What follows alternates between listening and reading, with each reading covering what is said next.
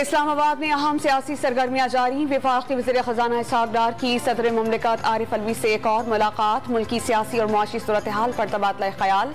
पंजाब की सियासी सूरत हाल पर भी बातचीत की गई।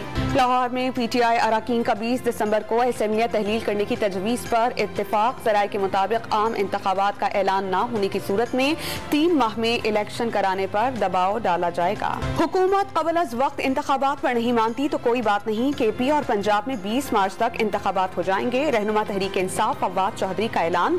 मोनिस और परवेज इलाही के साथ रहने के लिए असेंबली तोड़ने की शर्त भी कर दी। इलेक्शन कमीशन को हुकूमत का आला कार करार दे दिया। साबिक़ वज़ीर आज़म इमरान खान की सुलेमान शहबाज की वापसी डील का हिस्सा करार। नायब जनरल बाजवा के कंट्रोल में था, जिसे चाहते थे रिलीफ मिल जाता था। चेयरमैन PTI का इल्जाम। वज़ीर आला पंजाब की ख्वाहिश है कि 3 माह मजीद मिल जाएं। उम्मीद है कि परवेज इलाही साथ निभाएंगे। इमरान खान को यकीन। वज़ादार लोग हैं, जिसके साथ चलते हैं उसका साथ निभाते भी हैं। मोनिस इलाही का हर मौके पर इमरान खान का साथ देने का अहद। पंजाब हुकूमत इमरान खान की अमानत है, जब चाहें वापस ले लें। रहनुमा ख़ाफ लीग का ऐलान।